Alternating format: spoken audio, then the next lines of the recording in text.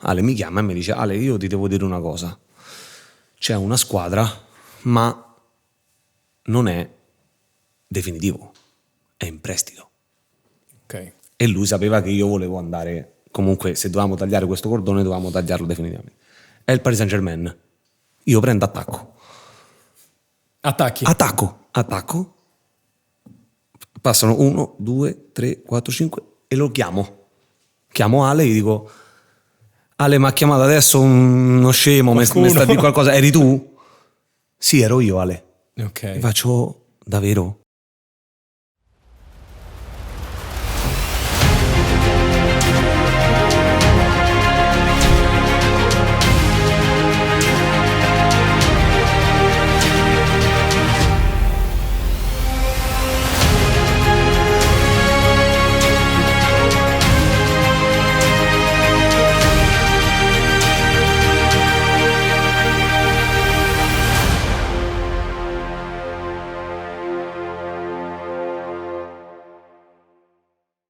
Come si passa dal sogno di diventare un calciatore professionista a 15 anni di carriera ai massimi livelli del calcio internazionale?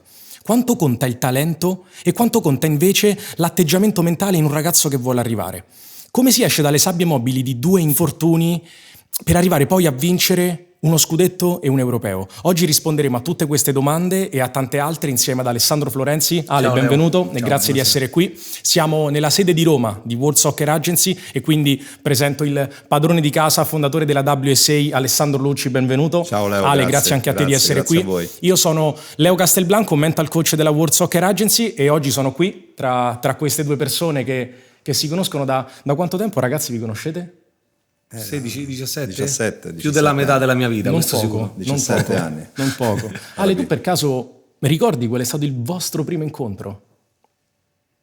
Allora, la prima volta che l'ho visto è stato in campo. Il primo incontro, dopo averlo visto in campo, chiamammo i genitori, venne in ufficio da noi, praticamente muto, non sapevo, non conoscevo la sua voce, non sapevo nulla, però aveva degli occhi straordinari, degli occhi che erano affamati, che erano posseduti e lì ho capito che c'aveva qualcosa di diverso dentro.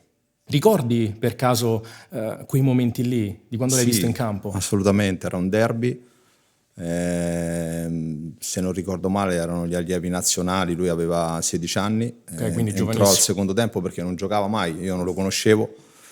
Noi all'epoca avevamo già dei ragazzi di quella squadra che erano insomma quelli più quotati e entrò Alessandro all'inizio del secondo tempo, dopo 10 minuti fece 2 cose da giocatore vero, 2 sciabolate a 40 metri su un ragazzo che era una freccia che si chiamava D'Alessandro e io ero con il mio socio storico e dissi: ma questo dove lo tenevano? Ragazzo molto interessante. E lì c'è stato qualcosa che si è acceso dentro di te?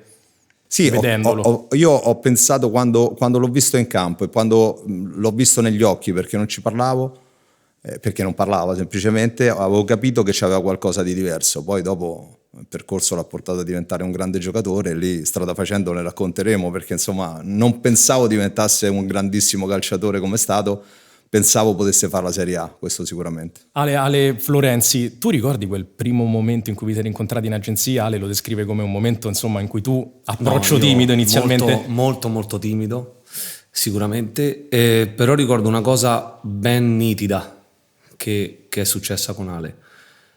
È successa fondamentalmente la stessa cosa che mi è successa tra Roma e Lazio. Nel senso che io ho fatto tutte le giovanili nella Ciglia dove i miei avevano il bar che gestivano il campo, poi sono andato alla Lodigiani 2 anni e poi dovevo decidere tra Roma e Lazio. Sono andato a vedere Formello alla Lazio, sono andato a vedere a Roma, parlai con Bruno Conti, esco da Trigoria e mia mamma e mio papà mi fanno: ma cosa vuoi fare? E io lì, quando ero entrato dentro Trigoria, io ho detto, e ho preso la mia prima scelta fondamentalmente. Certo. E dico: no, io qua devo stare. Quando ho parlato con Ale e quando sono poi andato nella sede che era l'altra sede, quando sono uscito, mia mamma e mio papà mi hanno semplicemente fatto la stessa identica domanda: cosa vuoi fare? E io ho detto: è lui. Ma io vado molto a istinto, vado molto a sensazione anche in campo tante volte sono andato a istinto e per fortuna ci sono cose che ci ricordiamo tutti quanti, e tra noi c'è sempre stata una chimica dal giorno zero, una chimica che va al di là, per fortuna, del rapporto professionale che abbiamo avuto in tutti questi anni. Questo sentirti parlare in questo modo è particolare, perché anche il fatto dei tuoi genitori che ti hanno chiesto cosa avessi sentito, no? E l'importanza di porre quello alla base della tua scelta è un bel messaggio ed è un qualcosa che è veramente, veramente bello sentirlo riportare come un qualcosa che ti è rimasto dentro. E la vostra intesa, la vostra energia si percepisce, sono 20 anni che lavorate insieme, che avete instaurato un rapporto umano e professionale che ha creato una storia di fatto. Ricordate qualche episodio particolarmente emblematico della vostra storia, soprattutto nel momento delicato in cui Ale Florenzi si ritrova a passare dal settore giovanile a quella che è il calcio dei grandi, la prima squadra. Ale, tu, Alessandro Lucci, ricordi in particolare qualche momento? Ma Ale ha avuto sempre un DNA particolare. Nelle grandi criticità tirava fuori sempre il meglio di se stesso, come i grandi poi, no? Perché poi devi tirare fuori delle risorse che pensi di non avere, soprattutto quando sei in enormi difficoltà e la vita ti ci porta spesso.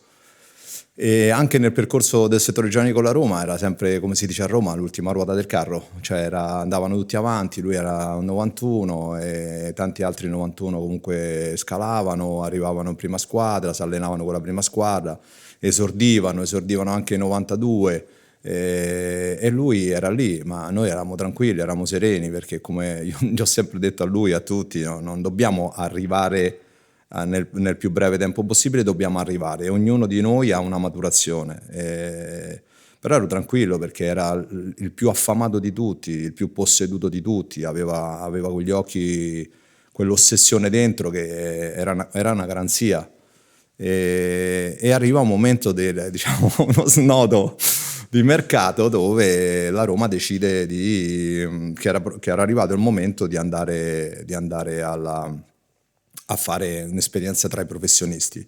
Solo che a noi è sempre piaciuto progettare una carriera di un calciatore, perché hai più possibilità di riuscita, la certezza ovviamente non ce l'hai mai, ma questo vale in tutti i casi, in tutti i settori, e il progetto non è che fosse molto stimolante, perché lui doveva andare alla Versa Normanna, sì, esatto. Ed era un periodo di forte collaborazione della Roma con la Versa Normanna, tanto che ci andavano in tanti, andavano quasi col pulmino. E mi ricordo ancora come fosse oggi, no, ieri, che ci fu un giorno particolare dove Ale mi chiamò, penso, dalle 10 alle 12 volte, perché c'era una... Mi ricordo dove stavo, sulla Pontina. Sulla Pontina? Sulla Pontina, stavo andando al mare. Okay. Mi chiamano da lì, no? È l'occasione della tua vita, faccio io devo sentire Ale, cioè nel senso ci siamo comunque sempre parlati, poi io per lui ho una fiducia che se mi dice buttati dal ponte perché ti salvi, io mi butto dal ponte, e quindi lo chiamo 10 volte e lui mi fa mi dice una cosa che non si può dire oggi, ma comunque mi prende anche a parolacce, giustamente dopo, perché ovviamente non lo capivo, e dice tu adesso fai quello che dico io e non ti preoccupare, E alla fine resto alla Roma a fare l'ultimo anno di primavera, perché secondo lui dovevo farlo per avere un percorso come comunque Ale fa con i suoi assistiti, e alla fine di quel percorso, di quell'anno, io mi impongo in primavera, capitano, vinciamo lo scudetto e a fine anno io faccio l'esordio in Serie A. Quindi è stata quella è stata forse la prima sliding doors vera della mia carriera. L'importanza di avere una persona che comunque sa avere un ruolo strategico anche nei confronti di un giovane che lì sta avendo un momento delicato di quello che è la sua trasformazione di carriera, perché può a tutti gli effetti essere un momento di forte trasformazione. E Ale, approfitto di questo momento in cui siamo in una fase di passaggio, no? Dal settore giovanile al calcio dei grandi. Quando c'è stata per te la piena consapevolezza che il calcio sarebbe diventato il tuo lavoro, il tuo mestiere? Ti dico la verità, forse proprio in quell'anno. quando ho fatto l'ultimo anno di primavera, perché io avevo 18 anni e io fino a 16 anni che comunque facevo la primavera, giocavo o non giocavo, comunque se serviva una mano a mamma e papà al bar, io la domenica mattina andavo a fare i cappuccini e non è che c'erano altre cose da fare, bisognava aiutare la famiglia. Certo. E quindi dopo diciamo l'ultimo anno, che è stata tra virgolette la mia consacrazione in quella primavera della Roma,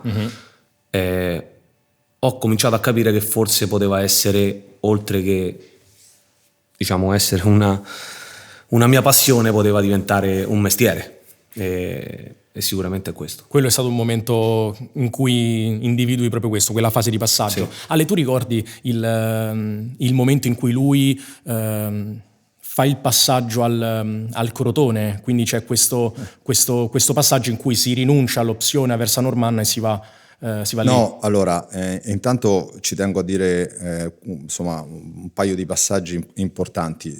Il non andare alla Aversa Normanna non fu indolore, nel senso che la Roma era talmente convinta che fosse l'occasione della sua vita, non sono ironico, nelle telefonate insomma con i responsabili dell'epoca, si ripeteva questa frase come un jingle: l'occasione della tua vita, devi andare, e io gli dicevo: Ale, non devi andare. Però poi ascoltavo lui e lui non voleva andare, perché questo è anche importante, il confronto, no? E poi alla fine insomma ci siamo un pochino imposti, io chiaramente, perché anche il nostro compito è questo, spesso di fare il lavoro sporco, e ci fu un confronto insomma abbastanza, diciamo, acceso di vedute, e alla fine lui rimase, perché comunque era giusto così. Sì. Poi dall'anno dopo gli sliding doors, ecco perché non è mai casuale, non esiste la casualità nella vita, anche se apparentemente lo sembra, perché se lui l'anno precedente va alla Aversa Normanna, probabilmente avremmo potuto parlare di un altro percorso, un'altra storia. Probabilmente o possibilmente, non lo so se probabilmente. Farlo meglio di come l'ha fatto è un po' difficile, no? 492 partite, titoli a Iosa, giocatore straordinario, jolly, per cui moderno, contemporaneo dall'epoca, che quello è stato croce e delizia, poi lo toccheremo magari l'argomento del jolly. Mi ricordo perfettamente, perché Crotone era una scelta ad inizio mercato voluta dal Crotone. La Roma tentennava parecchio, noi spingevamo, e poi ci siamo andati alla fine del mercato convincendo il Crotone, che aveva preso altri calciatori nel ruolo di Ale, che comunque Ale era un diverso, cioè convincendolo, cioè veramente con una forte energia, perché comunque ci credevo fortemente, sapevo cosa stavo dicendo, perché poi nella vita devi essere credibile. Tant'è vero che Ursino, il direttore sportivo all'epoca storico del Crotone, mi disse: sì, Ale, però se viene può giocare solo da terzino, perché comunque noi a centrocampo adesso siamo a posto. Io chiamo Ale e gli chiedo questa cosa e dico: Ale, dice: Ale, qual è il problema? Cioè, io vado, non c'è problema, io vado. Arriva a Crotone e poi lascia a lui la parola, però insomma in un attimo diventa magia quella stagione. Infatti, a proposito di magia, Ale, no? Tu esci dal settore giovanile e ti ritrovi a Crotone. Com'è l'impatto per un giovane e cosa ti ricordi di quell'anno? Ma l'impatto è stato devastante, perché come dice Ale, siamo andati a fine mercato, noi siamo andati prima di Ferragosto, questo sono sicuro al 100%, perché il giorno dopo Ferragosto chi era con me, cioè mia moglie, perché stavamo già insieme, mia mamma, mio papà, mio fratello, mia cognata, eravamo tutti giù a Crotone e quindi mi hanno accompagnato, solo che poi c'è la vita reale da lì, e sono tornati a casa, perché comunque chi studiava, chi lavorava non potevano stare con me, e da lì inizia la vita da solo a 19 anni di chi non l'ha mai fatta la vita da solo. E quindi io ho sempre detto che Crotone è la città che mi ha fatto diventare uomo, perché comunque se sei da solo, se non fai la spesa, se non cucini, se non lavi le cose, se non mantieni la casa per bene, non vai avanti. A tutti gli effetti una scuola di vita. E alla fine è stata è stata comunque una stagione incredibile, anche sotto forma di numeri, di prestazioni, perché comunque, come dice Ale, c'è la prima partita contro il Lecce in Coppa Italia, non c'era il terzino che era squalificato e venne Menichini, che era allenatore grande storico secondo di Carletto Mazzone, e mi dice: bisogna giocare a terzino. Io non l'avevo mai fatto. Ok. E io faccio: a me dall'1 all'11 vanno tutti bene, non c'è problema. E vinciamo 2-0 e faccio un assist per Djuric. Poi da lì è stato sempre un crescendo e alla fine arrivo a giocare trequartista. Quindi anche lì comunque ho fatto quasi tutti i ruoli in quella stagione, però oltre al, come ti posso dire, al livello calcistico, mi sento che Crotone mi abbia dato tanto sotto a livello umano proprio. Crescita, sì. Percorso di crescita a tutti gli effetti. Sì. E Ale, per un ragazzo che uscendo dal settore giovanile si ritrova nel calcio dei grandi, in particolare te come l'hai affrontato quel momento? Perché comunque poteva a tutti gli effetti essere un anno di consacrazione, un anno che avrebbe potuto riportarti, no? Dove tu in quel momento ambivi, però allo stesso tempo era un banco di prova. Come lo affronta un ragazzo così giovane in qualcosa del genere?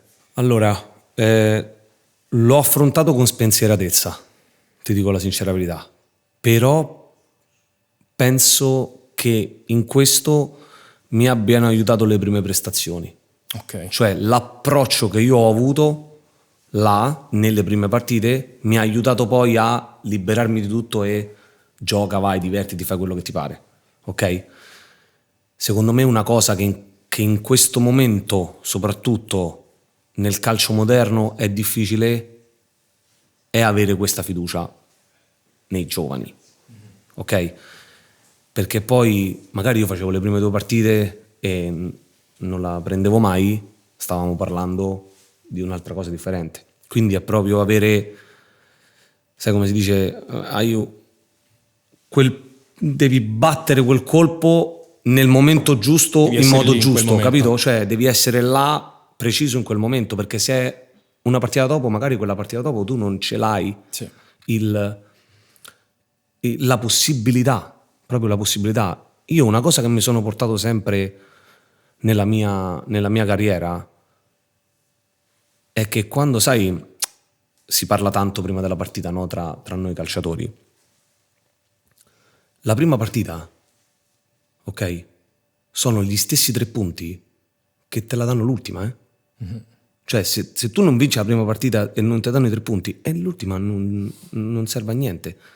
Quindi quando io dico e dicevo, e mi è capitato di dire, si gioca questa partita come se fosse l'ultima, non perché devi fare, sai, il salvatore della patria, diciamo quello che fa il fenomeno, ma perché valgono 3 punti come quelle a aprile. Non è che a aprile valgono 6 punti.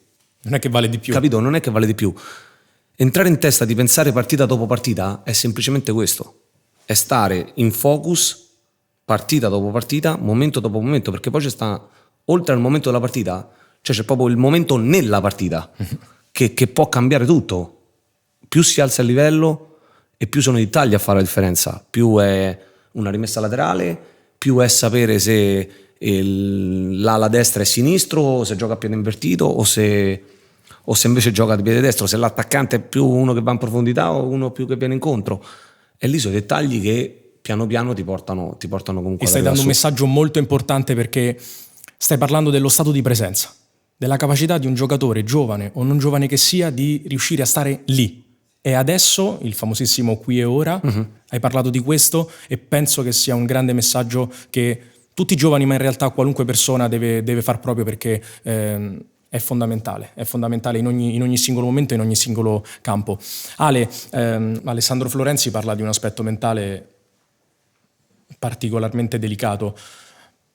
Tu cosa pensi di questo, e soprattutto cosa pensi della sua preparazione mentale, che poi sicuramente ha avuto anche quella un percorso nella sua carriera? Allora, parlo della sua, perché poi dopo magari affronteremo più avanti un po' il discorso, perché poi dopo si fa più ampio. Parlo della sua, e secondo me è una forma di talento, perché anche qui c'è da parlarne, che cos'è il talento. I talenti sono tanti, però se io dovessi sceglierne uno, sicuramente opterei per quello che ha lui da sempre, che è un posseduto, c'ha il dono dell'ossessione, c'ha il dono della difficoltà che la trasforma in un'opportunità, c'ha il dono dei zero alibi, c'ha il dono dell'impossibile che diventa possibile, perché chiaramente lui adesso da calciatore racconta con semplicità questo suo percorso, però io ti dico che contestualizzandolo nell'epoca in cui Alessandro uscì dalla Roma e andò a Crotone,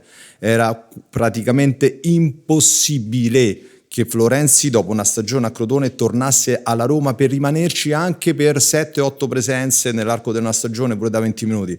Era oggettivamente impossibile, perché era una Roma molto forte, con un direttore sportivo tanto forte come Walter Sabatini, un visionario, ed era una squadra dove non c'era spazio per i giovani, non c'era oggettivamente spazio per i giovani, neanche per i più quotati che erano usciti. Ma lui va là, con l'ossessione, con quell'ossessione che aveva quando andava a Trigoria, che usciva di scuola e la mamma l'andava a prendere, gli portava la pasta e mangiava la pasta dentro la macchina e arrivava lì e con tutta la pasta veramente ancora da digerire entrava dentro l'allenamento e si mangiava tutti, e qualsiasi problematica c'era per lui era sempre zero, non c'era, io non l'ho mai sentito in 17 anni in un post gara, durante l'arco di una stagione, lamentarsi di un allenatore, lamentarsi perché non giocava, alzava sempre di più l'asticella, perché poi l'asticella quando la alzi è infinito, nella mente è infinito, mentre nel fisico ci sono dei macchinari che ti dicono che più di questa forza, una volta che hai sviluppato tutto, c'hai un margine del 5%, del 3% sulla resistenza, del 2% sull'esplosività. Sulla mente chi te lo dice? E lui alzava sempre l'asticella, e alla fine della stagione a Crotone lui spacca la Serie B, la apre in due la Serie B e torna alla Roma, e lì accade qualcosa di simpatico tra virgolette, perché la Roma, e Immagino non era non una fu responsabilità semplice. della Roma, non era una responsabilità della Roma, perché i calciatori che uscivano giovani all'epoca erano tanti ed Alessandro non era tra i più quotati, tanto è vero che uscì da tardivo, non era tra i più quotati. Dei 91 c'erano dei 92 che sembravano dei predestinati, 93 Ale non era in quel focus. La Roma lo dà in prestito con diritto di riscatto a una cifra abbastanza irrisoria, dimenticandosi del controriscatto, o meglio non dando diciamo così l'attenzione a un eventuale controriscatto, perché dice vabbè, il ragazzo va là, fa una buona stagione, poi ritornerà, magari lo daremo in una trattativa, perché così funziona sui giovani, quasi sempre funziona così, perché quelli che si fermano poi nei top club e nei top team, perché la Roma in quel momento era un top team, sono veramente pochi, ne partono 50, forse ne rimane uno, no?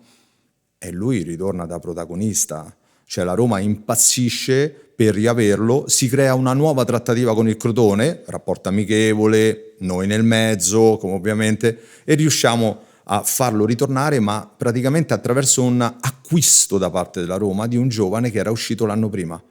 Ed Alessandro arriva alla Roma e inizia a scrivere pagine importanti di quella squadra e di quel club.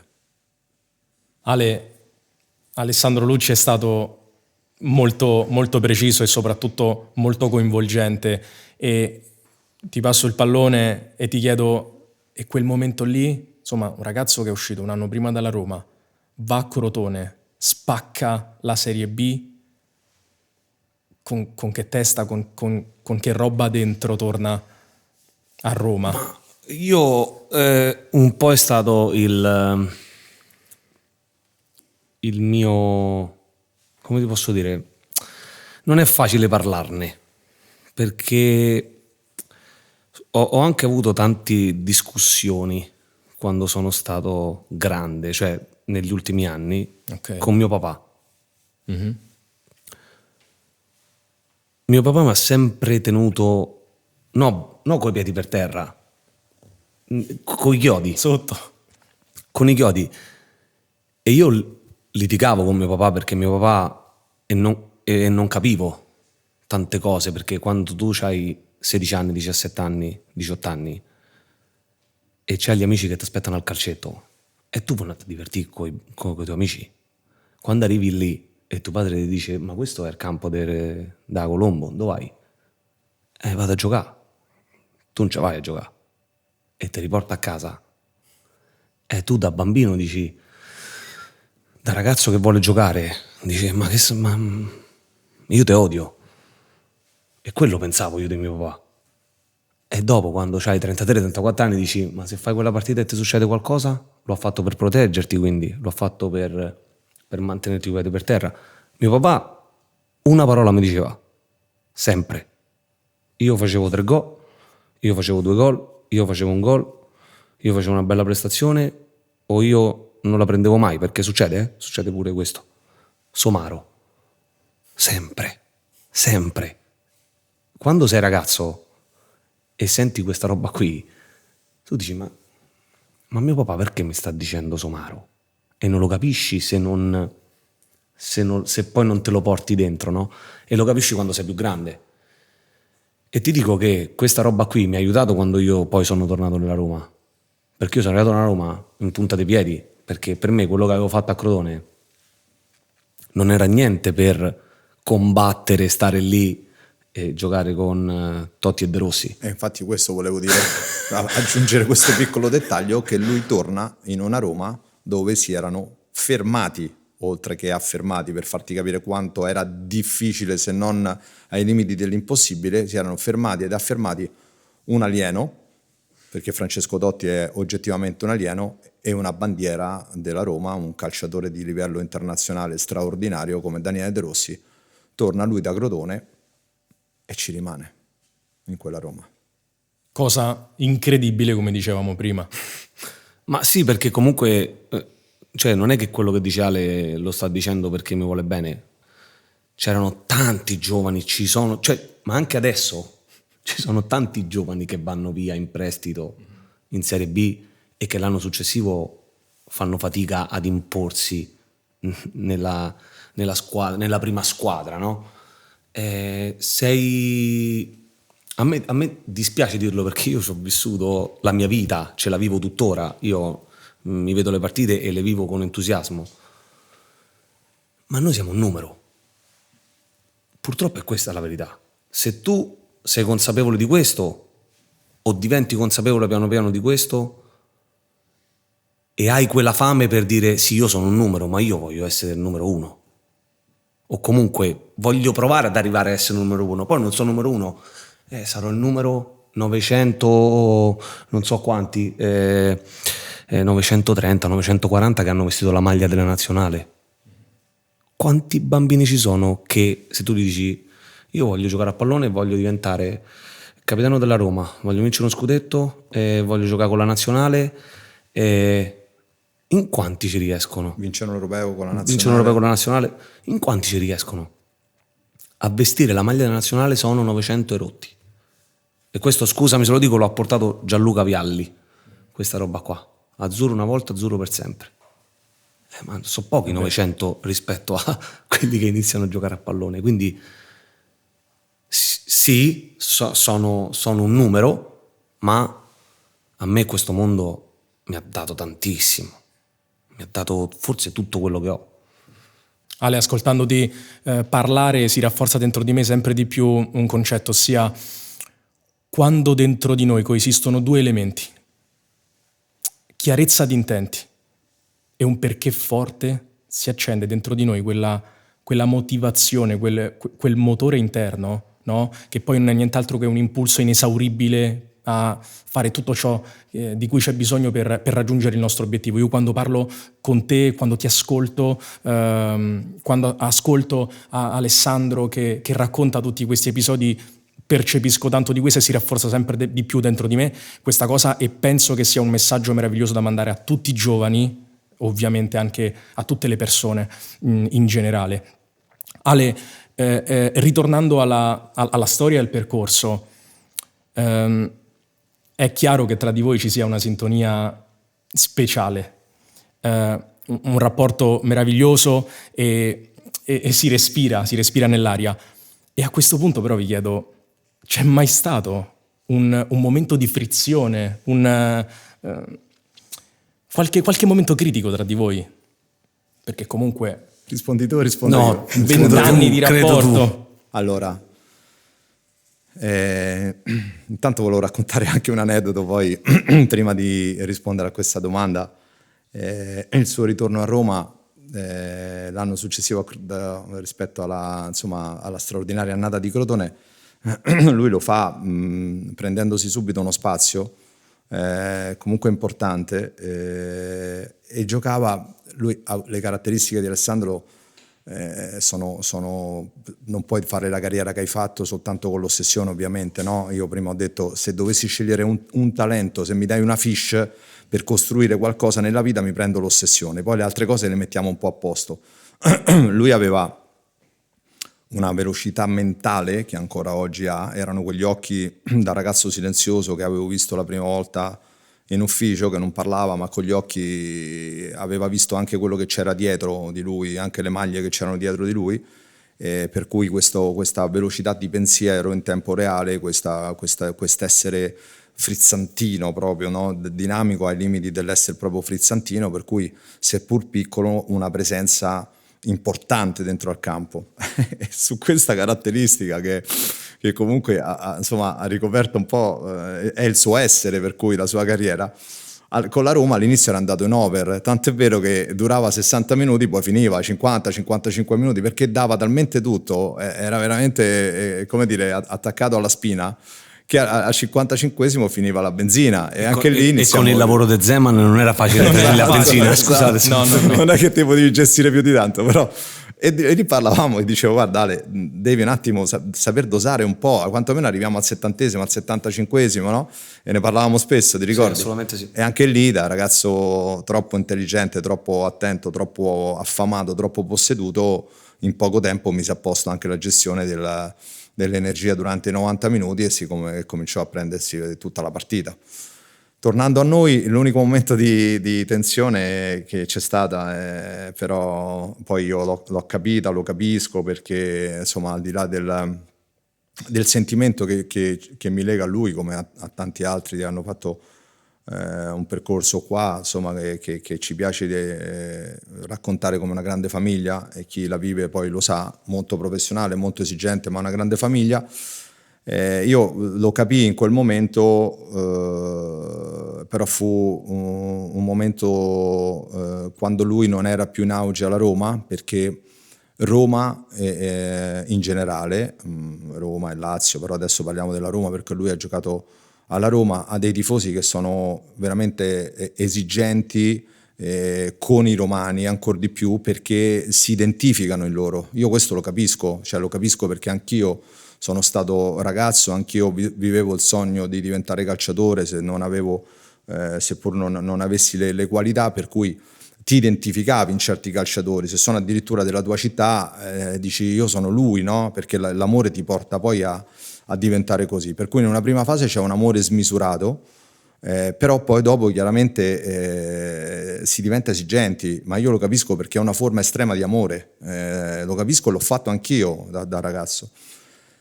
E dunque lui non viveva più un periodo felice qui alla Roma, non so per quali motivi si era creata un'onda che lo portava ad essere raccontato per colui che non era assolutamente. A noi non ci è mai piaciuto parlare, fare polemiche, non serve a niente, è solo una dispersione energetica e basta. Quando ci sono i problemi bisogna trovare una soluzione. Lì era una strada di non ritorno in quel momento per situazioni ambientali di Alessandro a Roma, ripeto. Io ero non dispiaciuto di più perché sapevo e so quanto lui amava in maniera incondizionata quella maglia e quanto era ed è, non so se mi permetto di dire, ed è e sarà sì, certo, eternamente stratifoso della Roma, perché lo era da quando era ragazzino e poi quando cominci a indossare quella maglia ti entra proprio dentro, ti entra nell'anima, non è un senso di appartenenza, capito? È proprio un qualcosa che diventa parte di te. E in un determinato periodo di calciomercato trovammo una straordinaria soluzione, che era la possibilità, l'ennesima soluzione per poter uscire, però mentre negli anni precedenti lo accompagnavo e lo capivo, perché lui quando era esploso nella Roma arrivò alla Juventus per prenderlo a posto di Vidal e poi l'anno dopo c'era un'altra squadra, però lui era idolo a Roma, per cui diceva io non voglio sentire nient'altro, niente, per me la Roma è tutto, non ascolto neanche il Barcellona. E invece poi andando avanti nel tempo capitò, non capitano mai per caso, le trattative si fanno, si creano e comunque si sviluppò questa trattativa con l'Inter di Spalletti che lo voleva fortemente. La Roma era aperta alla cessione, assolutamente aperta, perché bisognava risolvere una energia negativa a livello ambientale. Non si discuteva più il calciatore Alessandro Florenzi, che era un calciatore forte, ma il fatto che tutto ciò inquinava un pochino l'ambiente. E l'Inter fece un'offerta di 5 anni con il doppio di quello che poi lui accettò dalla Roma, il doppio di quello che lui accettò, perché lui era un anno dalla scadenza, per cui rinnovò con la Roma, dunque disse di no alla fine a questa proposta, che era una proposta straordinaria perché l'Inter era un top team, un top club, un contratto faraonico per 5 anni, faraonico, allenatore che stravedeva per lui, c'erano proprio tutti gli ingredienti, no? Cambiare un pochino aria, per un romano staccarsi da Roma e dalla romanità comunque fa crescere, anche se dolorosissimo, e mi disse di no alla fine, mi disse di no. Ancora mi ricordo quando ci fu perché chiaramente ci provai più volte ad usare una capacità di convincimento che di solito un pochino mi riesce. Ci fu un momento di confronto tra voi due? Sì, non era lucido, mi ricordo l'ultimo confronto che era veramente una risposta che ancora oggi mi fa sorridere. Non sapeva proprio come uscirne da questa situazione, perché mi diceva delle cose che non avevano senso. No, però io qua Ale riconquisto. Ma cosa riconquisti? Ti fanno gli striscioni contro e dobbiamo cambiare aria. Cosa riconquisti? Ha preso un'onda che non la fermi più. No, però io sono convinto, perché io non mi posso staccare da questa cosa, sono convinto, è più forte di me, me lo sento te. Non sapeva darmi una spiegazione, no? Perché di là c'era l'Inter, c'era un contratto faraonico. E ancora mi ricordo eravamo al famoso terzo cancello di Trigoria, come terzo veramente cancello. sì, come due, veramente eravamo due illegali, dove entravo a fare le giovanili, cioè quando perché il terzo cancello sarebbe? Il terzo cancello è dove entrano i giovani. Sì, ma michiamo là per non farsi vedere da nessuno. Però andiamo là perché l'entrata c'era la prima e c'erano tutti, andiamo al terzo. Era pieno di giornalisti. Viene al terzo cancello. Sì, viene al terzo cancello, io arrivai là, sembrava un agguato. Perché poi le chiavi, e sembrava un agguato, e alla fine insomma, perché era pieno di giornalisti, poi insomma era un periodo abbastanza caldo per lui, e mi disse, ancora me lo ricordo come fosse ieri: guarda Ale, tu hai ragione, io però non me la sento. Ho detto: guarda, io sto parlando anche con l'Atletico Madrid. E lui sparò la bomba, sapendo che chiaramente era per lui una via di fuga, e mi disse: guarda, solo se arriva al Barcellona ci posso pensare, sapendo che non sarebbe mai arrivato. E ho detto: va bene Ale, dai, lasciamo perdere, lasciamo così. E poi insomma ci fu, ma non fu neanche un momento di tensione, cioè proprio così, andò proprio così, perché non c'è mai stato un momento di tensione, perché alla fine volersi così bene significa anche poi capire, no? L'interlocutore, capire tante cose.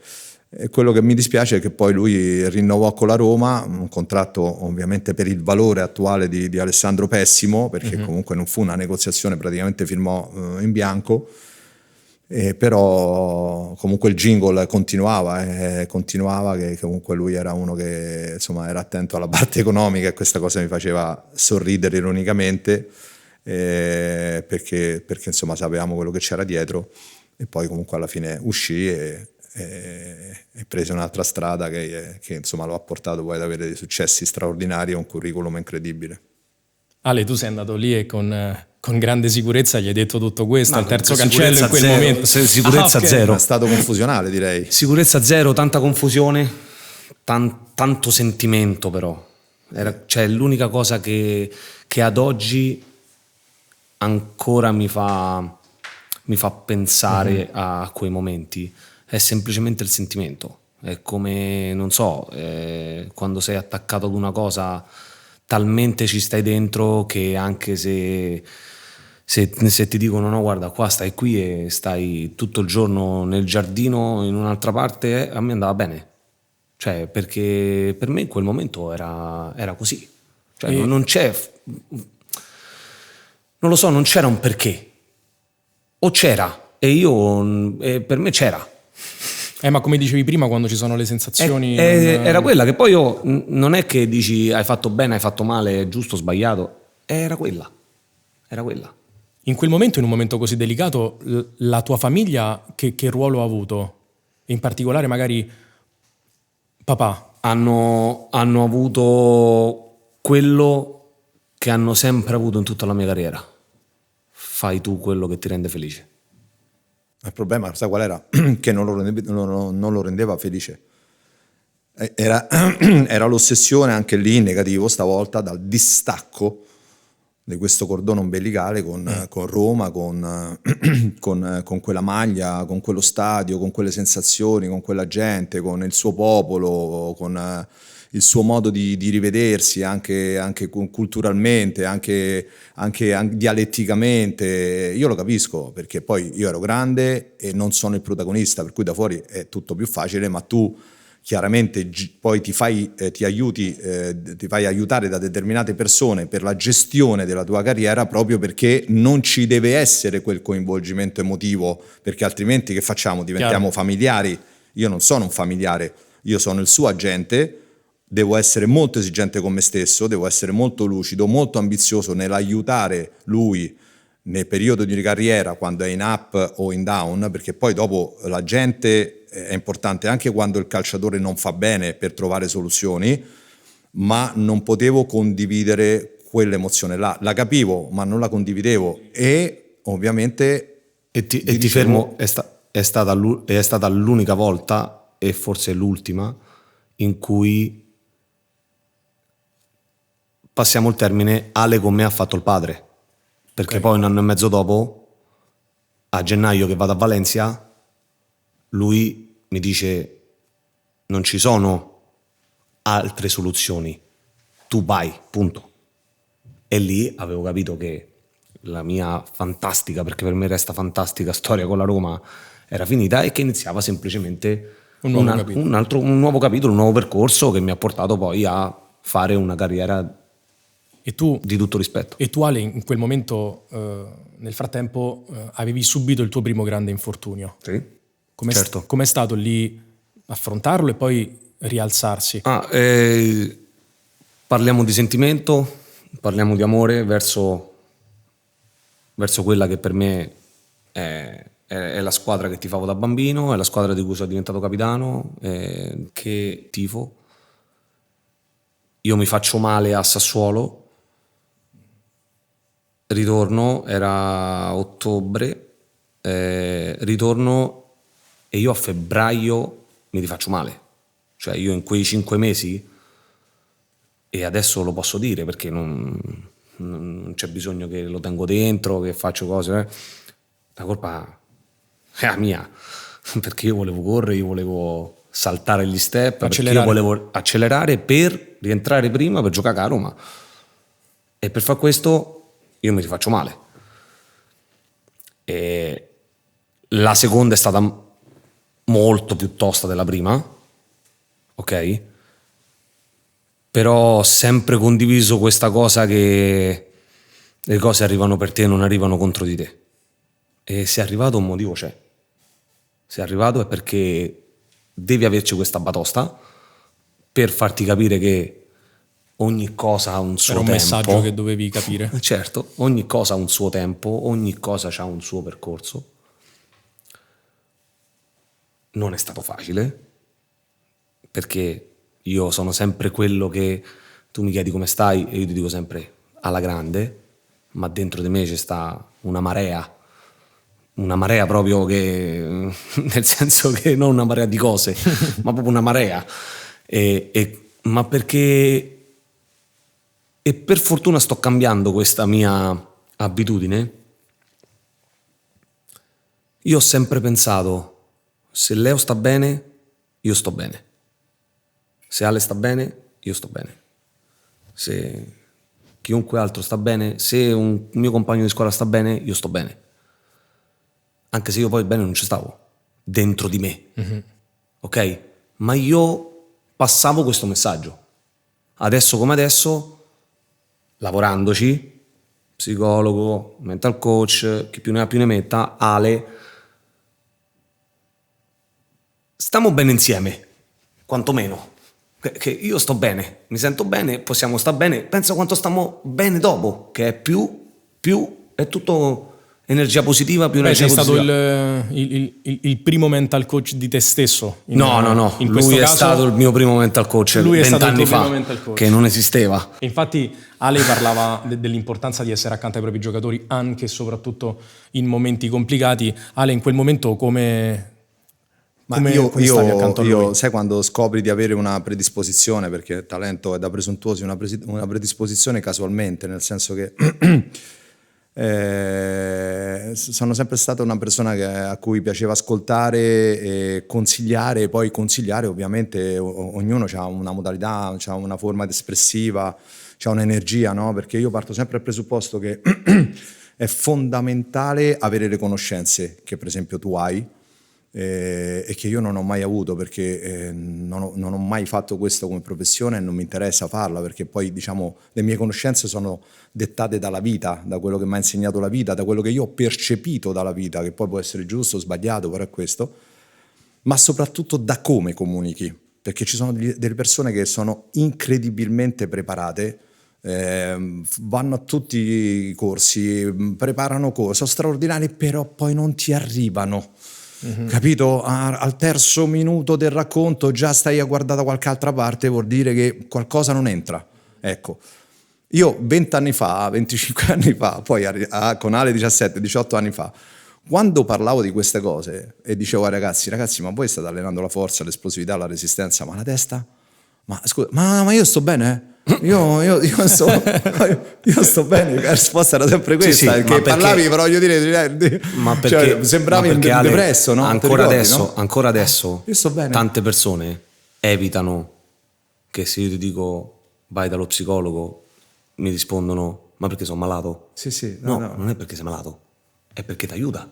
Non vuol dire essere malati.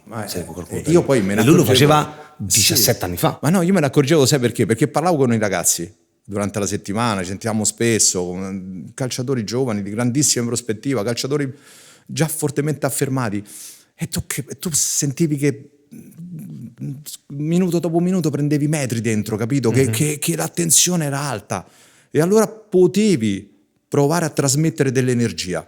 E io me ne accorgevo, perché poi la domenica la prestazione era diversa, ma non lo dicevo io, lo dicevano loro, al punto tale che poi alcune volte tanti di loro mi chiedevano di parlare un'ora prima della partita, 2 ore, ma ti sto parlando di 17 anni fa, 18 anni fa, 20 anni certo. fa, che era tutto così. Ma io dicevo, ragazzi, voi avete mai pensato a un mental coach che comunque alza il livello prestativo? Cioè, noi a volte siamo straordinari durante l'allenamento che è comfort zone, l'allenamento in questo caso per quanto riguarda i calciatori, ma ci sono alcuni calciatori che hanno anzi sportivi, ma parlo di calciatori perché noi trattavamo il calcio e lo trattiamo ancora, che hanno ansia da prestazione, per cui l'ansia da prestazione si modifica, ci si lavora, sono blocchi emozionali. Ma ripeto, Leo, oggi tu rappresenti ovviamente una persona che sta facendo un percorso straordinario, una traiettoria incredibile, e hai anche, al di là delle conoscenze, hai questa capacità di penetrazione, no? Che è quello che ti dicevo prima che fa la differenza. Ma tu devi contestualizzarlo a 20 anni fa. Sì, quello è una cosa straordinaria. Quando gli parlavi di mental coach diceva ma io sto bene. Ma che c'entra? Cioè il mental coach che c'è? Mica ti ho detto che devi andare in analisi dal psicologo. No, però io sto bene. Cioè si cominciava a parlare di mental coach, parlavamo di nutrizionisti, ti ricordi o no? Sì. Cioè lui beveva tipo 2,5 litri di Coca-Cola quando l'ho conosciuto. No, vero, viveva di hamburger, patatine, cose varie. Eppure nonostante tutto sfiammava, perché poi in quel momento, 16 anni, 17 anni, 18 anni, dentro c'hai un motore che bruci tutto, capito? Per cui, però poi dopo il motore si ingrippa, se non mangi bene il motore si ingrippa, se non ti curi bene il motore si ingrippa, se non fai una vita sana, e tutto questo percorso abbiamo fatto insieme. Poi a un certo punto, dopo tanti anni, è nata l'esigenza di trovare una figura, perché io dicevo ragazzi, e cominciavano a diventare un po' i nostri calciatori che mi chiedevano una figura, sì, perché parlavano con me, e ovviamente dicevo ragazzi perché io non ho le conoscenze, perché sennò poi fai il tuttologo nella vita, che è un'altra cosa, cercherò una figura. E lì incontrai più persone, trovai una figura che mi rimase ovviamente come dire, impressa in maniera diversa, con la quale ci confrontammo a livello di vibrazioni energetiche proprio belle, un one to one, e dissi a lei, perché era una lei, e dissi a lei e lei iniziò a lavorare, anche se sta parola non mi piace mai, a fare un percorso con Ad allenarsi. tanti nostri assistiti, compreso Ale, che Sì, sì, fu l'inizio Sì, dell'avventura. Sì, fu l'inizio, e io penso, rispetto a questa cosa qua, rispetto che ognuno di noi ha un inizio dove ti devi fidare di persone di cui tu ti fidi. Quindi io fondamentalmente inizio un percorso con un mental coach, inizio un percorso con Leo perché me lo dice Ale. Sì. Perché io ho grande stima di Ale, ok? Poi io inizio un percorso con te dove ci piacciamo o non ci piacciamo, a un certo punto va bene, nel senso che inizio il percorso, va tutto bene, poi a un certo punto senti che non c'è più chi vive di sensazioni, non c'è più, grazie per tutto quello che mi hai dato, provo un'altra soluzione, provo un'altra strada, provo un'altra persona. Assolutamente. Però se non c'è la miccia iniziale, non vai. E questo vale con tutte le cose fondamentalmente, ma intanto a iniziare a capire quanto è fondamentale la testa, ti cambia totalmente la vita in generale e la vita professionale. E Perché quanto poi apprezzi adesso, scusami se ti Niente. interrompo Ale, cosa pensi ora dello spunto che tanti anni fa Alessandro ti ha dato proprio nel farti entrare all'interno di questo mondo? io penso che il 70% fa la testa. Io ti posso elencare non so quanti calciatori più forti di me fisicamente e tecnicamente, ma io senza protagonismi, perché non sono capace, ma di testa mi sento molto forte rispetto a tanti altri giocatori che avevano molte più qualità di me. Posso inserirmi? Certo. E qua apriamo un altro tema, a mio avviso, che è straordinario. Le qualità. La tecnica, salta l'uomo bene, c'ha strappo, come si dice adesso, fisicamente strutturato, che altro vogliamo dire? È potente, fa tutte e due le fasi, ma se non c'hai la testa dove vai?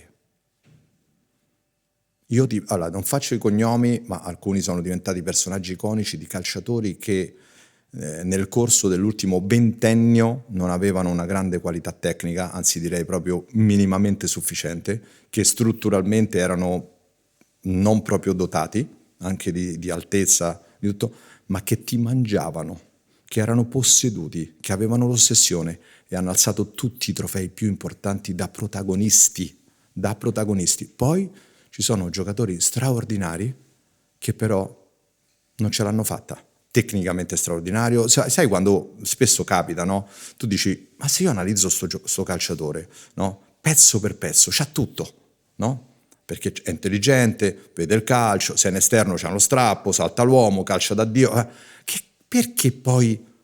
È perché manca l'elemento più importante, la vera potenza dell'essere umano, cioè la mente.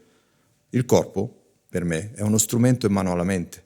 Di conseguenza lui là era un fuoriclasse e lo è tuttora. La testa di Alessandro io raramente l'ho vista in 25 anni e ho avuto il privilegio di gestire veramente tanti grandi campioni. E soprattutto un'altra caratteristica, che lui veramente trasforma una difficoltà in un'opportunità. Per lui l'alibi non esiste, perché l'alibi è il più grande apparente amico dell'essere umano che poi diventa il tuo grande nemico, perché ti ancora là, perché non fai un metro, perché non vai avanti, perché non vedi i tuoi limiti, perché c'è sempre qualcosa che comunque ti ha penalizzato. Lui zero alibi, e ha fatto la carriera che ha fatto. Per cui c'erano giocatori più forti di lui, sì, fisicamente. A livello di abilità? Sì, fisicamente, sì, strutturalmente, sì. Ma poi il calciatore, l'atleta, l'essere umano, c'ha anche un altro elemento, perché quando vai a fare la somma di elementi, che è la testa, lì lui faceva il vuoto e ha fatto una carriera da fenomeno, perché non soltanto ha fatto una carriera da fenomeno in un mondo dove nel suo ruolo a centrocampo, se non eri una branda, se non avevi due cosce che erano deformate, se non eri uno che comunque menava, eri già fortemente, diciamo, penalizzato agli occhi, diciamo, di chi fa calcio, e lui era l'opposto, però era in mezzo al campo, era un padrone nel centrocampo, ma poi uno che subisce gli infortuni che ha subito lui, nella sequenza che ha vissuto lui, se non sei un fuoriclasse di testa, tu non smetti di giocare, però ti fai in altri 4-5 anni in una piccola provincia e ti fai gli ultimi 2-3 anni, te li fai in Serie B. Lui ha fatto nazionale da protagonista, ha fatto Paris Saint-Germain da protagonista, ha fatto Milan da protagonista, con degli infortuni devastanti. Uno dei due è stato un tutum, crociato, 4 mesi di nuovo crociato. Veramente ammazza qualsiasi persona una roba del genere. Lui si è rialzato più forte di prima, ma non voglio fare il poeta, perché c'è la storia che lo racconta, ci sono i fatti che lo raccontano. E questa è la differenza tra Florenzi e migliaia di altri calciatori che io ho conosciuto, direttamente e indirettamente. Ale, e questa grandissima caratteristica di Alessandro tu la definiresti come il suo più grande talento? È difficile, sai perché? Perché ce n'ha tanti di talenti. Un giocatore che ha un'intelligenza calcistica impressionante, è un calciatore che vede tutto un attimo prima. Infatti quando lui mi impattò in quel derby, la palla, lui quando toccò la prima palla, non è che la toccò e poi fece l'apertura. A lui arrivò e sventagliò a 40 metri, già ha visto tutto prima. Era un po', questo è un pochino la sintesi della sua velocità di pensiero.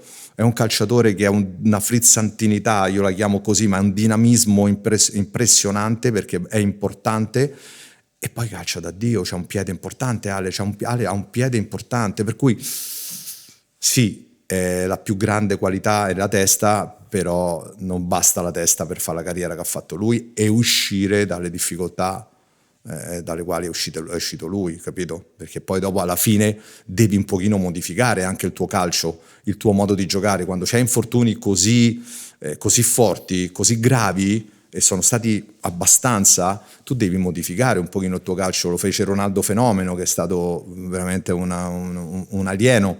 Dopo gli infortuni non giocava più come prima, l'aveva modificato. Questa è una caratteristica dei grandi calciatori. Lui ha modificato il suo gioco e ha fatto quella carriera che ha fatto, che ho detto prima. Per cui Paris Saint-Germain, Milan, nazionale, europeo, ragazzi. Ed è infatti la storia e i numeri di Ale che parlano di tutto questo. E a proposito di questa grande capacità di uscire dalle sabbie mobili, Ale, tu ti ritrovi da capitano della Roma a passare da non titolare nel giro di 3 mesi. Uh-huh. Come si vive quel momento? Cosa succede lì? Succede che fondamentalmente io sono sempre stato abituato a lavorare e poco a chiacchierare. Una cosa che mi ricordo benissimo è che ogni giorno usciva su di me Florenzi non gioca per 3 mesi, ok? Io non faccio un'intervista, non dico una parola fuori posto, 90 minuti in panchina sempre a incitare i compagni. Quando si vinceva ero il primo che festeggiava, quando si perdeva ero il primo a dire: oh dai, non vi preoccupate, c'è la prossima, mettiamoci a lavorare. Fondamentalmente perché io penso una cosa: a me mi ha dato da mangiare, a me la Roma mi ha dato da mangiare, a me, ai miei figli e spero anche i figli dei miei figli, ha fatto vivere una bella vita a mia mamma e mio papà dopo tutti i sacrifici che hanno fatto. E con il lavoro non c'è via d'uscita. Tu lavori, fai, poi mi ritrovo che arriva un momento in cui non era più sostenibile, ma semplicemente perché poi entra un'altra cosa, cioè sì, ma a me questo sport mi piace, e mi piace giocarlo, mi piace vivere quelle sensazioni. E lì Ale mi dice: Ale, è il momento di andare, non c'è altra cosa se vuoi continuare a giocare, perché se no resti di nuovo 6 mesi fuori, ok? E allora andiamo a Valencia, facciamo... alla fine sono stati 8 mesi perché era l'anno del Covid, quindi giochiamo fino ad agosto. Ok. Torno a Roma fuori rosa. Fuori rosa c'avevamo uno squadrone, io, Pedro, Pastore, stavamo fuori rosa. E la cosa bella è che c'era Mourinho che mi chiama e mi dice: ma tu perché stai fuori rosa? Io quando sono arrivato mi hanno detto che tu hai litigato con tutti qui, ma io poi non sono scemo, io ho chiesto e tu non hai litigato con nessuno qua. E io dico: ma così vogliono loro. Certo. In quel momento era la società che ovviamente non mi voleva più, e abbiamo accettato questa cosa. E io ricordo molto bene una sua chiamata, perché comunque io avevo detto ad Ale, se è il momento di andare via non voglio più andare in prestito, cioè se dobbiamo tagliarlo questo cordone, tagliamo. Andiamo. Aspetta, aggiungo un particolare perché ti preparo la giocata. Ti preparo la giocata perché ho capito dove vuoi arrivare. Allora, Valencia per una serie di motivi non è per noi una stagione di quelle indimenticabili calcisticamente. Cioè, no, zero nel senso esatto. normale, sufficiente, dai. Esatto, bravo. Sufficiente. Lui torna fuori rosa e in una maniera estremamente educata come lui, come sono i suoi valori, mascherava questa ansietta e ogni 2x3 mi chiamava: Ale, novità? E io gli raccontavo: guarda, così abbiamo parlato con questi, perché mi piace comunque coinvolgere sempre i ragazzi. Però la sua risposta più iconica è: ma secondo te? Esatto. Ma se io non c'ho qualcosa, ma te lo dico, ma sei il primo. Ma secondo te? Poi alla fine, dopo una settimana, 3 volte, stanzietta si cominciava a alzare, per cui una strappatina gliela dia e ti dico: ma secondo te? Poi sarà arrivata prima o poi una chiamata. Esatto, se io avessi comunque novità, non ti chiamerei la prima chiamata. Saresti la prima chiamata. E intanto continuavamo a chiamare tutti e chiamare tutta roba, perché poi, ripeto, questo è anche il nostro, è soprattutto la nostra professione, no? Comunque convincere club verso l'acquisizione di nostri calciatori, perché quando tu vendi c'è una grande differenza tra noi il tuo e i club. talento. È il tuo talento. No, questo io non lo so, però c'è una grande differenza tra noi agenti e i club. Noi proponiamo emozioni, vendiamo emozioni, non lo sai come può andare. Anche un campione o uno che ha fatto una stagione pazzesca poi va là e per una serie di motivi no, per cui vendiamo emozioni. Loro ti danno tanti soldi, per cui devi essere bravo a convincerli, credibile a convincerli, e che comunque il tuo calciatore in quel momento è proprio, no, giusto, quel qualcosa che loro cercavano. E boom, parli una volta, 2 volte, 3 volte, 4 volte finché arriva il giorno che sta chiamata arriva. Raccontala tu se vuoi. Io ero... Perché c'è un aneddoto specifico. Direi. Raccontala tu. Io sono sul balcone di casa mia, fuori rosa, e squilla il telefono. Ale, se mi chiama vuol dire che qualcosa si è mosso. Io dico perché poi ha chiamato lui, perché poi ha chiamato lui. E non so se ti ricordi quando noi parliamo sempre del nostro grandissimo amico che è Leonardo, che era il direttore sportivo, no? del Paris Saint-Germain. Sì. È la squadra per cui Ale mi chiama e mi dice: Ale, io ti devo dire una cosa, c'è una squadra ma non è definitivo, è in prestito. Okay. E lui sapeva che io volevo andare, comunque se dovevamo tagliare questo cordone dovevamo tagliarlo definitivamente. È il Paris Saint-Germain, io prendo attacco, passano 1, 2, 3, 4, 5 e lo chiamo Ale e gli dico: Ale, mi ha chiamato adesso uno scemo, mi sta a dire qualcosa, eri tu? Sì, ero io, Ale. Okay. E faccio: davvero?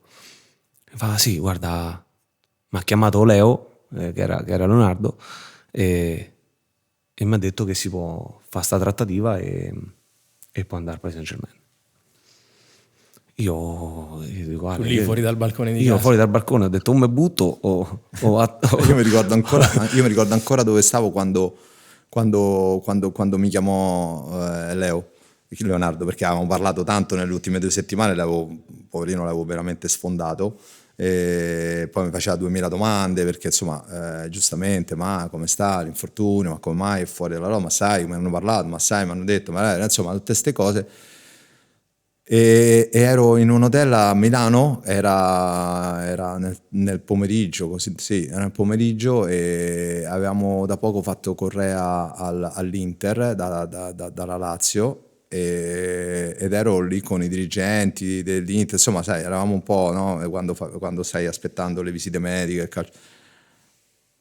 Arriva sta chiamata e vedo Leonardo, e mi alzo di scatto e ho perso anche equilibrio, stavo cadendo praticamente, perché percepivo, sognavo che fosse la chiamata giusta, perché poteva anche essere Ale, guarda, ci ho pensato, Certo, certo. non facciamo un'altra volta, dai, capito? Per cui alla fine.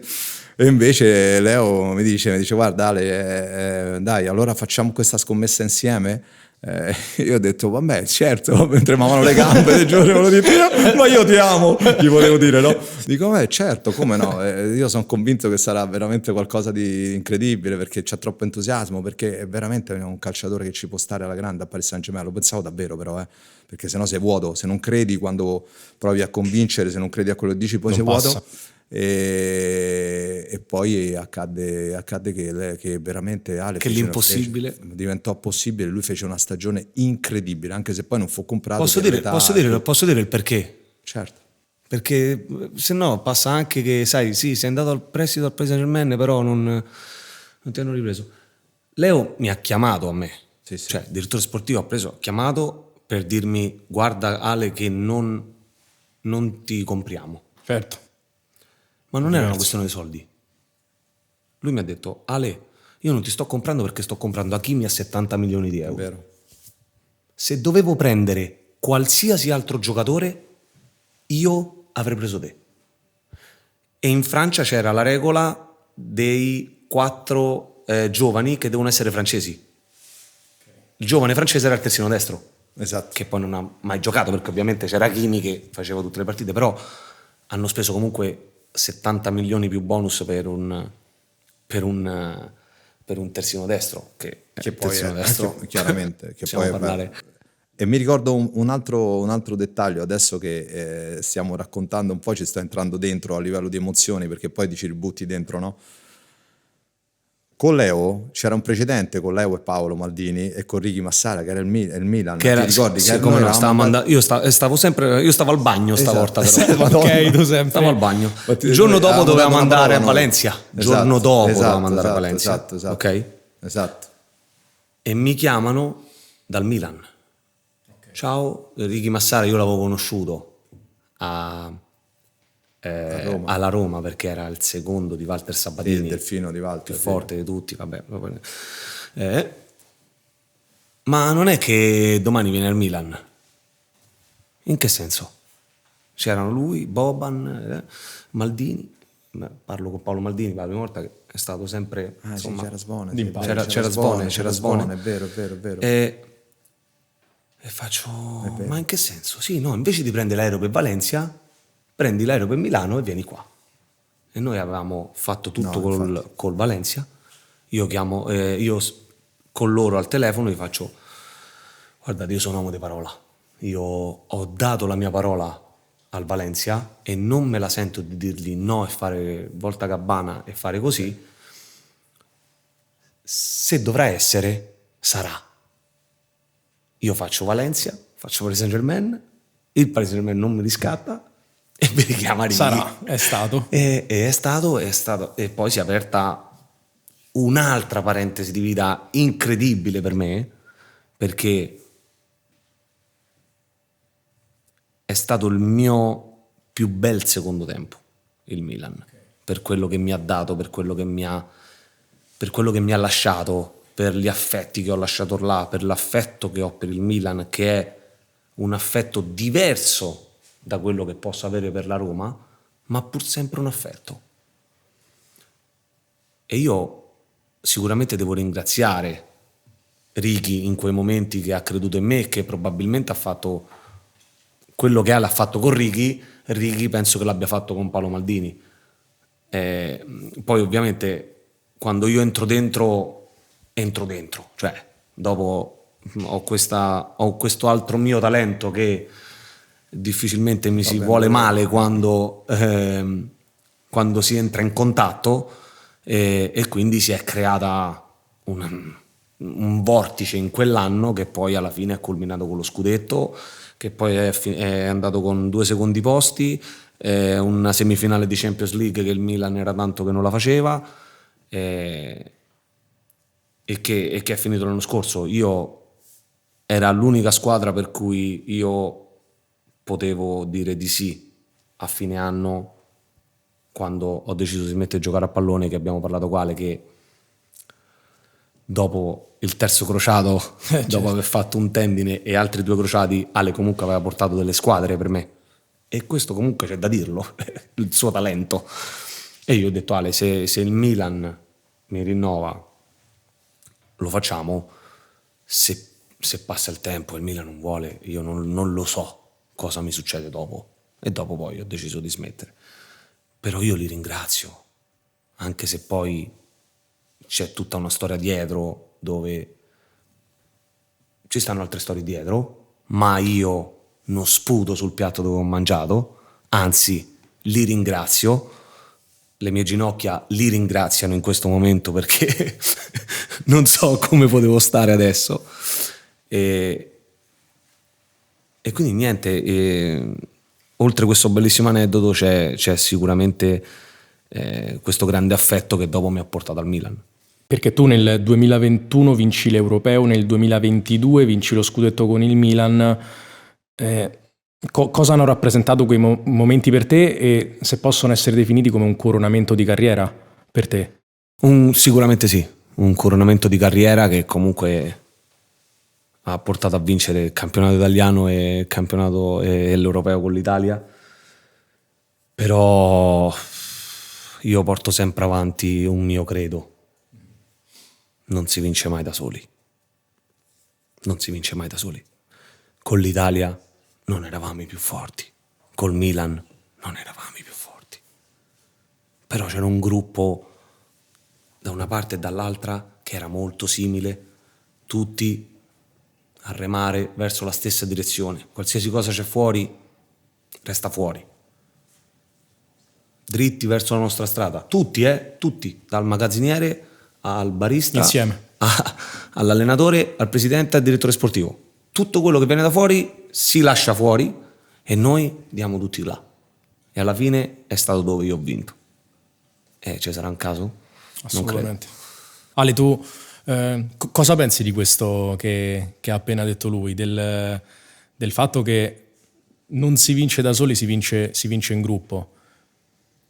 Allora, penso molto semplicemente che già la definizione, no? Lo sport di gruppo, già questo determina molto, ma soprattutto torniamo all'energia mentale, perché un gruppo non lo crei perché c'hai il centravanti più forte al mondo, perché c'hai il tre quarti straordinario, perché c'hai 2 terzini, no, lo crei perché comunque c'è una serie di energie tra i calciatori, che una serie di empatie che si vanno sommando, e tu crei quel campo magnetico che è incredibile, che ti porta veramente ad andare oltre l'ostacolo e davvero a tirar fuori anche quelle risorse che non pensi neanche di avere, che magari se fossi da solo non tireresti fuori, e che magari spesso le tiri fuori per un tuo compagno, oppure lo tiri fuori perché senti che c'è un'atmosfera speciale che non si può raccontare ma solo vivere. Perché poi ci sono cose che non si possono raccontare, perché quando le racconti sono vuote, però quando le vivi ti fanno venire la pelle d'oca. Io ti posso fermare un secondo, mi sono venuti i brividi adesso. L'ha raccontato in un'intervista Antonio Mirante, era febbraio-marzo. Io pensavo che fossero venuti per come dicevo io. No, ma hai fatto venire in mente la roba dell'energia, della roba. Eravamo in palestra una mattina, lui mi guarda e mi fa: Alessà, era marzo, ma che pensi di sta stagione? E io gli faccio semplicemente così: Antò, ma non lo senti? Certo. Ma non lo senti? Faccio: se sente. quest'anno vinciamo. Sono vibrazioni. Eravamo io e lui, quando io lo incontro, ancora mi dice: Alessandro, ti ricordi quel giorno? Tu lo sentivamo. E quando lo senti, io quando parlo, ok? Io quando parlo e sento che una cosa esce fuori da me e esce non, come ti posso dire, ferma, io lo sento. Non so, io non lo posso spiegare, io lo sento. Quando parla Ale, io lo sento che da Ale mi arriva qualcosa. Ok? E questo quando parli arriva. Certo. Poi può essere una cosa bella e può essere una cosa brutta, ma quando arriva c'è poco da fare. Non ci stanno spiegazioni. Ma sai qual è la spiegazione? So che sono vibrazioni, perché certo. noi siamo un campo magnetico. L'essere umano dentro c'ha l'elettricità, cioè noi viviamo perché c'è l'elettricità dentro di noi che ci fa vivere. No? Infatti è bello stare tra di voi perché tutta questa roba arriva, e soprattutto vedere l'espressione concreta di quello che io studio o comunque cerco di comunicare o ho messo come alla base della mia vita, del mio percorso, del mio lavoro, vederlo, no, concretamente insieme a voi in questo momento è ancora più forte. Poi insomma sono Alessandro Lucci e Alessandro Florenzi a dirlo, quindi è tanta roba, uso questo termine perché è giusto.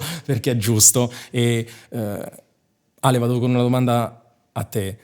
C'è un grande rimpianto nella tua carriera? Ma probabilmente se devo pensare a un rimpianto,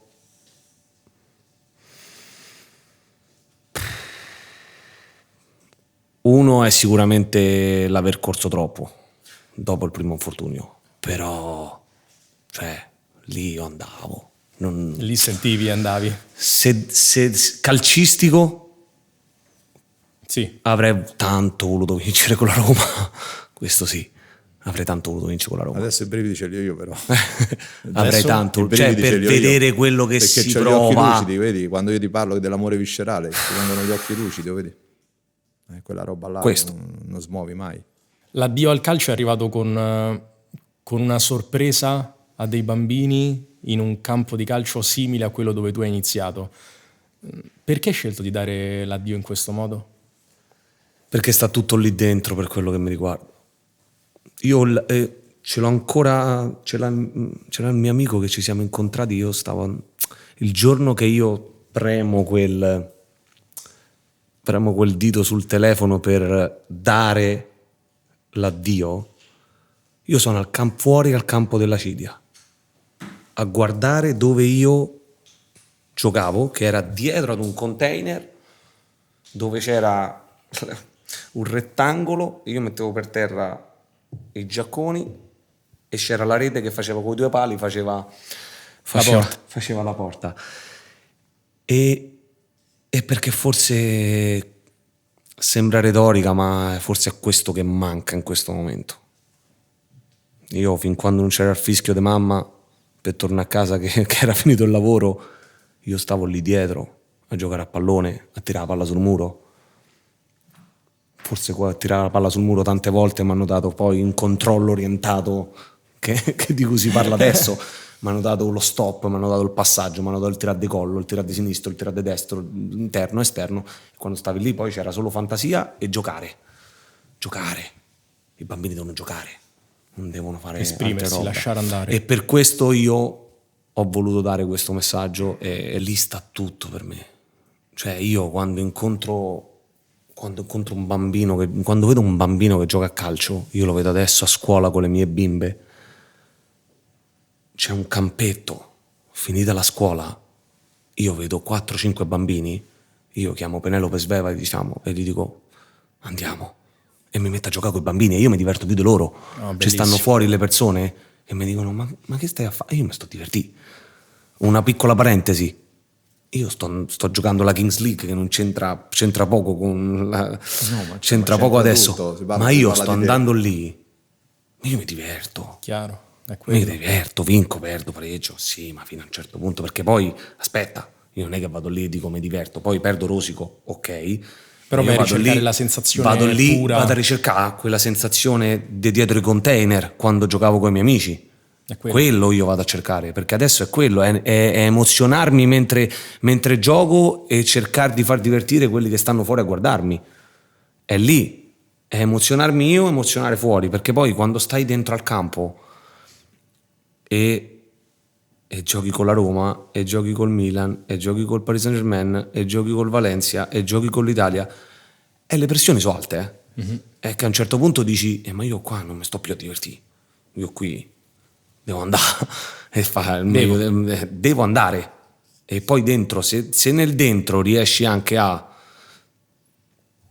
poco divertirti, è ovvio che è ancora meglio. Ecco qui infatti che diventa fondamentale avere le giuste persone intorno e lavorare anche fuori dal campo per lasciare sempre accesa questa fiamma che poi alla fine, a mio parere, rimarrà sempre insieme alla mente uno dei più grandi motori, che è l'entusiasmo, questo motore diverso che si accende dentro di noi, che poi non sappiamo neanche perché ci fa fare determinate cose che riusciamo a fare, quindi riuscire a ritrovare questa roba all'interno di questi livelli potrebbe essere il lavoro che ognuno dovrebbe fare. Ale, cosa diresti all'Alessandro di 15 anni fa?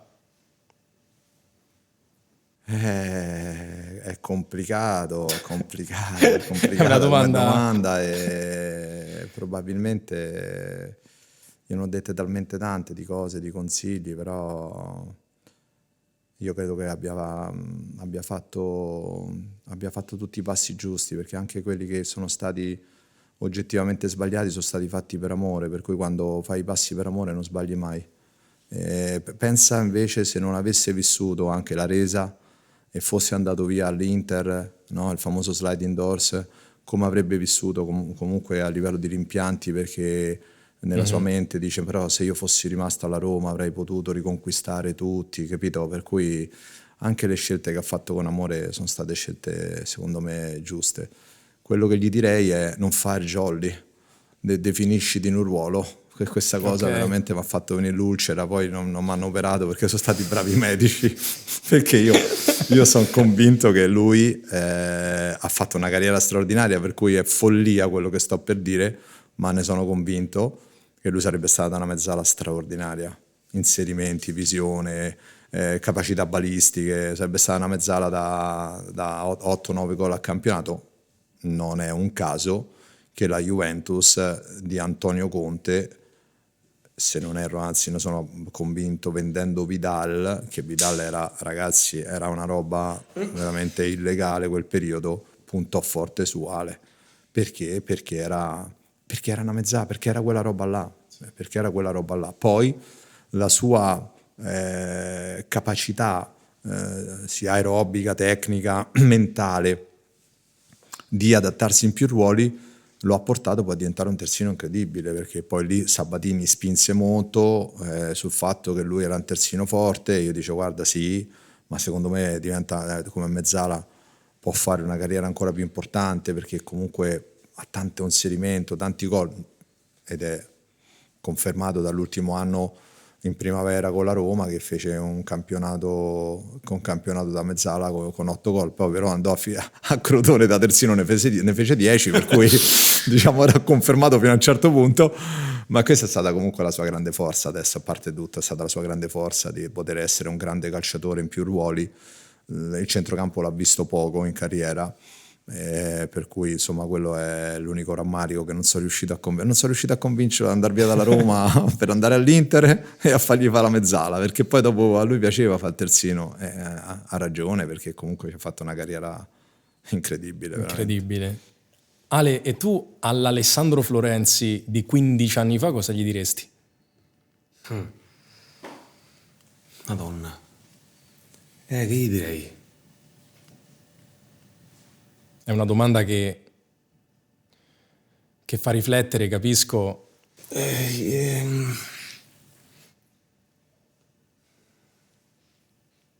Un Alessandro molto diverso da quello di adesso. Sì, tanto diverso, tanto tanto più istintivo prima. Dopo, ecco, segui di più il tuo istinto, questo vi direi, che comunque l'ha seguito dopo, Ancora di più. seguilo ancora di più. Hai parlato prima di una tua natura a livello proprio di sensazioni, di vibrazioni, quindi diresti a tutti gli effetti segui ancora Sì, di più quelle cose. esatto, cioè segui ancora di più quello e torno all'addio e ricordati che alla fine è solo un gioco, perché alla fine stiamo parlando di quello. Io lo so che dietro, cioè, sembra esserci tanta retorica, perché dici sì è un gioco, però sai, ci stanno i tifosi, il club e tanti soldi che girano Però il centro è il gioco. però c'è sempre quella palla lì che comanda 22 giocatori, Sì. cioè capisci? È tutto il riferimento a quella e è un gioco. Andiamo sempre un pochino nel passato. La partita che vorresti rigiocare? Roma-Liverpool, Ok. col VAR magari.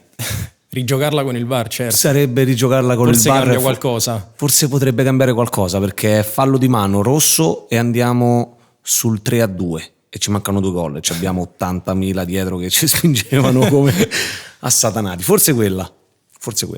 Rigiocheresti quella. Sì, sì. Era una Roma forte. La Roma che non vinceva i scudetti Quella perché era una la Roma Juve forte, faceva per quello 104 dicevo, punti. lui si è inserito in una Roma che era forte, lui è diventato giocatore importante in una Roma forte, perché poi dipende anche da il periodo nel quale tu riesci poi a diventare un romano che gioca nella Roma. Lui era diventato in un periodo in cui la Roma era veramente tanto forte. Poi non ha vinto perché poi chiaramente ci sono anche le altre squadre, però era una squadra forte. Ale, io voglio fare un'ultima domanda a te. Prima ti ho chiesto cosa diresti all'Alessandro Florenzi di 15 anni fa. Io ti chiedo cosa diresti all'Alessandro Lucci di 15 anni fa. È difficile, veramente difficile, perché insomma intanto analizzarsi è l'esercizio più improbabile che ci può essere al mondo. Probabilmente gli direi prendo tempo, perché io non prima so sono stato cosa- in veramente non so silenzio. cosa Sì, dire. sì. Forse Però- è una bella domanda, Sì, è interessante come domanda. Io direi di Hai qua accanto a te un Alessandro più giovane di 15 anni, sì. ce l'hai qui accanto, gli dici guarda, ti do 2 consigli. Lo so, forse ne do uno, perché il secondo siamo uno partiti anche con va uno, mo bene. già alziamo, cioè, non so che dire, ma alzi l'asticella a 2. Facciamo una cosa. Volevo nuova. andare a 3, a 2 però. L'ho trovato. Di vivere con meno coinvolgimento emotivo il sentimento nei confronti dei ragazzi, perché io nei primi anni della mia vita stavo annullando tutto pur di essere sempre vicino a loro in maniera esagerata, rovinando anche magari i rapporti con la mia compagna, trascurando spesso i miei figli, perché sono fatto così caratterialmente, capito? Io un'emozione la devo vivere in pieno, e questa professione io l'ho fatta perché ho seguito un'emozione. Ecco perché ancora provo entusiasmo, ecco perché ancora sono tanto voglioso di scoprire nuovi obiettivi da raggiungere, ma non di andarli a prendere, di scoprirli, cioè insieme a un gruppo veramente di persone straordinarie che sono vicino a me, insieme ai calciatori che hanno fatto la nostra storia e che alla fine sono i protagonisti. Io vivo tutto troppo di passione, mi infiammo e lì era un'infiammata costante. Poi lui è un interprete, te lo può dire, cioè loro venivano a casa mia, giocavamo alla PlayStation, facevamo delle robe veramente incredibili, e poi io facevo lo switch e diventavo il loro agente professionale, professionale non lo so, comunque esigente, cercavo Professionale? comunque, sì, un po' abbastanza maniacale, e tutto questo, ecco, forse di viverlo con un attimo meno di coinvolgimento, di amore, perché non era un voler bene, era proprio un amore, erano i miei fratelli, soprattutto quelli piccoli erano i miei fratelli, stavano sempre dentro casa mia, questo, però non mi pento. Un'ultima domanda per entrambi, risposta secca, vi siete emozionati oggi? Sì, tanto. Sì, io più volte, anche adesso sono emozionato, Sì, anch'io. anche adesso sono emozionato perché mi ricordo quando ho detto giocavamo alla PlayStation insieme, mi ricordo ancora la mia prima casa, mi ricordo dove stavamo, il divano, chi eravamo, e mi ricordo... Il gioco dei traversi. Esatto, il gioco delle traverse. Ancora Morica, questo il gioco dei traverse sarebbe elegante se lo raccontassi, perché no. se lo racconto io viene malissimo, viene molto male, però... Mi rinfaccerà a vita aver vinto 3-2 in un gioco di traverse. Sì. Lo rinfaccerà a vita, credo. Però è anche la cosa bella. È anche questo. È anche la nostra. Mi prendevano in giro perché io giocavo i tornei di calcetto, facevo la sagra datellina a passo scuro mentre loro giocavano i derby, le cose varie. Dico, facciamo una sfida, va, traverse, mancino, io mancino. E me lo rinfaccerà. È andato però. a finire così. Spero me lo rinfacci per molto tempo. Ale, le 3 cose a cui non potresti mai rinunciare nella vita, escludendo famiglia e persone care. Vabbè, rispondiamo facile, la prima. Un pallone lo mettiamo sicuramente. Lo mettiamo. Il sapermi comunque emozionare e comunque una pizza che non ci sta mai male. Faccio una domanda io, Leo. La pizza, quando parli di pizza, comincia a diventare un argomento molto serio, molto più serio del gol che ti doveva premiare come il gol più bello dell'anno, il Puskás. Il più grande furto degli ultimi 15 anni, se vogliamo dirlo. Non l'abbiamo detto, no, ma lo sto dicendo, infatti. Parliamo nel secondo, perché poi dietro, con tutto il rispetto, il premio come miglior gol dell'anno a un ragazzo, se non mi ricordo male, che faceva la Serie B brasiliana, insomma, una roba del genere. Fu un atto umanitario, ma al di là di questo parliamo di cose serie.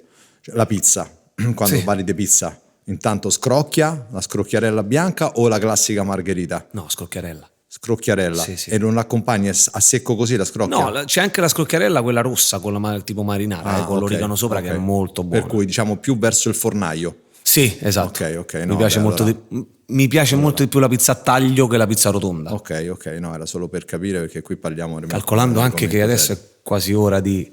È sempre ora per la pizza. Ragazzi, con questa risposta direi che siamo arrivati alla fine di questo viaggio insieme. Abbiamo toccato tanti temi, abbiamo avuto l'opportunità di esplorare il mondo del talento, della forza mentale, del ruolo strategico anche che ha un agente accanto ad un calciatore di questo livello. Io personalmente ne esco arricchito ed emozionato anch'io, assolutamente, e questo è solamente il primo episodio di una serie di incontri con Alessandro Lucci e alcuni dei calciatori che hanno fatto la storia della World Soccer Agency, quindi non potevamo oggi che iniziare con Alessandro Florenzi. Ale, ti ringrazio. Grazie a te, Leo. Grazie ad Alessandro Lucci. Grazie. Posso aggiungere una cosa in zona Cesarini? Sì. Desideravo che fosse Ale per una serie di motivi, ma voglio anche dire che Alessandro è, almeno io sono ormai grande, Alessandro avrà un record sicuramente eterno, almeno con me, non so con l'agenzia, non lo so, ma con me sì, che è l'unico calciatore che ha iniziato con me e ha terminato il percorso con me, per cui un motivo in più per amarlo. Direi che possiamo finirla. Direi che oggi ce l'abbiamo come ospite, ma di fatto è di casa, assolutamente. Troppo. Grazie Ale, grazie ad Alessandro Lucci, Grazie a te. grazie a chi ci ha seguito e a presto.